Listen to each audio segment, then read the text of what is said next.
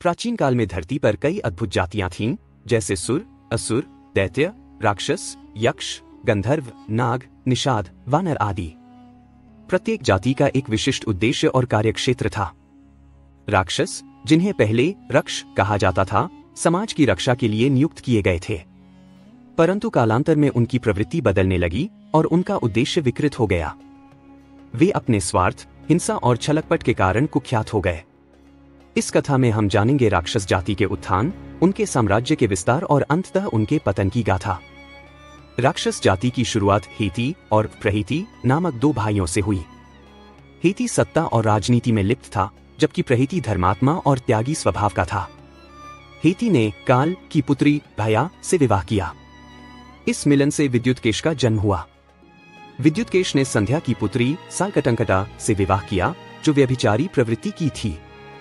इस कारण जब उसका पुत्र जन्मा तो उसे त्याग दिया गया। यह बच्चा जंगल में भटकता रहा। शिव और पार्वती की दृष्टि जब उस अनाथ बालक पर पड़ी तो उन्होंने उसे सुरक्षा प्रदान की, लेकिन माता पार्वती ने बालक के त्याग को अन्याय मानते हुए राक्षस जाति को शाप दिया, अब से राक्षस स्त्रियां शीघ्र गर्भ धारण करेंगी और उनकी संतानें तुरंत बड़ी हो जाएंगी। उनकी काया विकराल और रौद्र होगी, जिससे उनका जीवन कठिन हो जाएगा। शिव ने उस बालक को सुकेश नाम दिया और उसे वरदान दिया कि वह निर्भय होकर कहीं भी विचरण कर सके।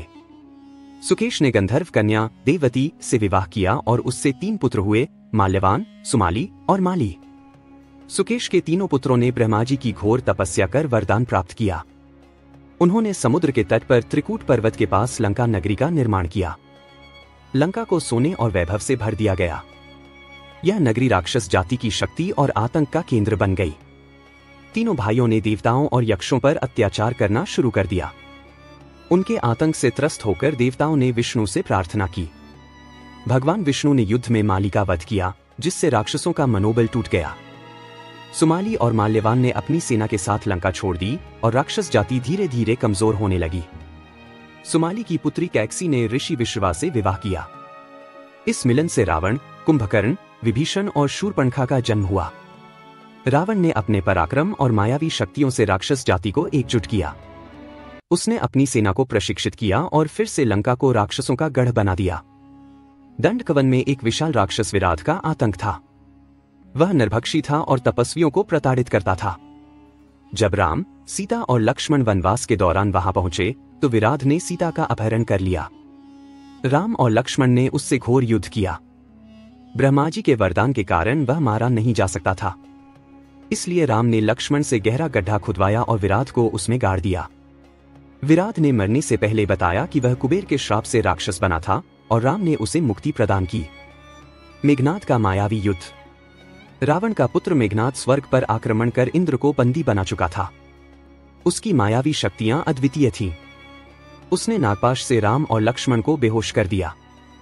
हनुमान जी गरुड़ को लेकर आए, जिन्होंने नागपाश तोड़ा। इसके बाद लक्ष्मण और मेघनाद के बीच भयंकर युद्ध हुआ। लक्ष्मण ने भगवान राम का नाम लेकर एक दिव्य बाण चलाया, जिसने मेघनाद का सिर धड़ से अलग कर दिया। मेघनाद के मरते ही राक्षस सेना का मनोबल टूट गया। युद्ध के दौरान अहिरावण ने राम और लक्ष्मण को पाताल ले जाकर देवी के समक्ष बलि चढ़ाने की योजना बनाई। हनुमान जी ने पंचमुखी रूप धारण कर अहिरावण का वध किया।